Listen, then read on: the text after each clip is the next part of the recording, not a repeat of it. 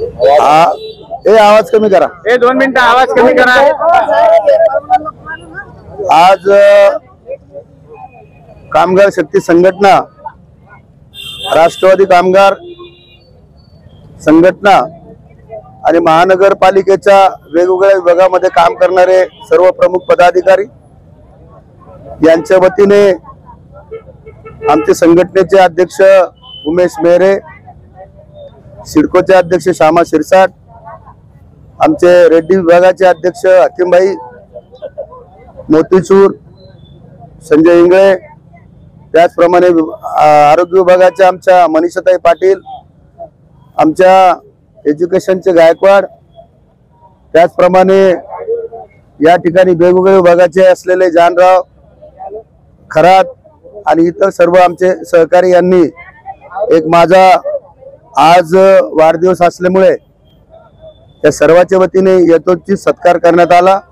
मला वाढदिवसाच्या निमित्ताने शुभेच्छा दिल्या।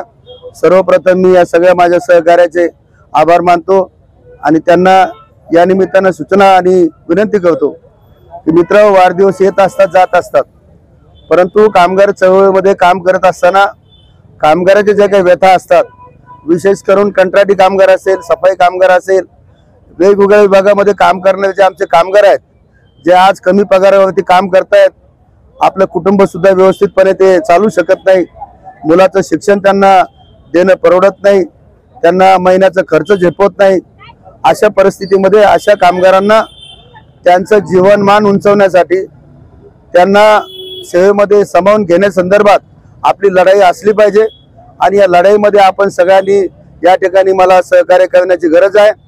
आपण ही लढाई लढण्यासाठी गोरगरीब कामगारांना न्याय देऊ शकू तरच आपला वाढदिवस असेल किंवा आपलं काही सेलिब्रेशन असेल ते साध्य होऊ शकतं, असं माझं वैयक्तिक मत आहे। आम्ही मागच्या आठवड्यामध्ये मुंबईला माननीय मुख्यमंत्र्यांसमोर राज्यातल्या सगळ्या कंत्राटी कामगाराचा एक मोठा मोर्चा, एक 10 ते 15 हजार लोकांचा मोर्चा नेला होता।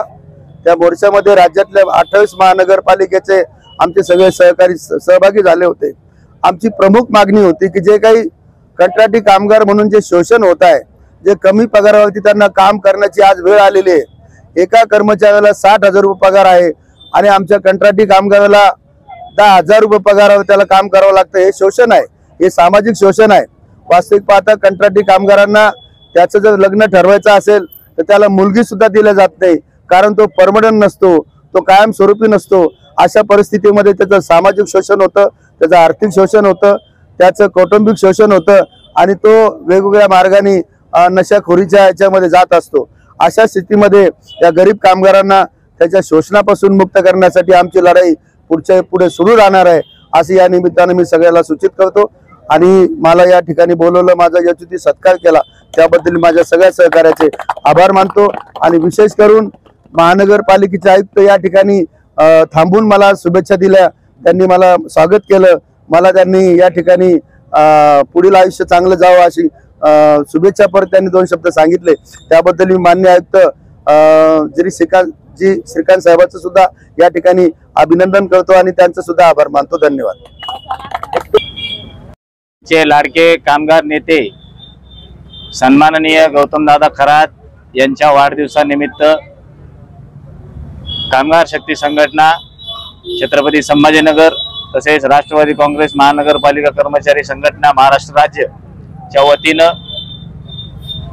तसेच आमचे पदाधिकारी श्यामरावजी शिरसाट, सिडको अध्यक्ष, कंत्राटी अध्यक्ष हकीमभाई, आमचे सचिव खरात बाबासाहेबजी खरात, तसेच आमचे इतर सर्व पदाधिकारी आणि सर्व कर्मचाऱ्यांकडून सर्वप्रथम मी आमच्या लाडक्या नेत्याला मी खूप वाढदिवसाच्या खूप शुभेच्छा देतो। तसेच दादांच्या आशीर्वादानं आम्ही या छत्रपती संभाजीनगर महापालिकाच नव्हे तसेच राज्यातल्या इतर सर्व महानगरपालिकांच्या सर्वसाधारण कर्मचाऱ्यांचे, कंत्राटी कर्मचाऱ्यांचे, कायम कर्मचाऱ्यांचे सर्व जे प्रश्न प्रलंबित आहेत ते सर्व प्रश्न आम्ही मार्गी लावण्याचा प्रयत्न करू। दादांच्या मार्गदर्शनाखाली आम्ही या सर्व बाबी संपन्न करू आणि आम्हाला दृढ निश्चय आहे, जोपर्यंत दादांची साथ आम्हाला आहे तोपर्यंत आम्हाला कुठल्याही गोष्टींची अडचण येणार नाही, दादांचं सहकार्य राहील। आणि त्या अनुषंगानं आज मी दादाला वचन देतो की या छत्रपती संभाजीनगर महापालिकेमध्ये आपल्या सर्व संघटनांना आणि सर्व कर्मचाऱ्यांना न्याय मिळवून देण्याचा आम्ही प्रयत्न करू।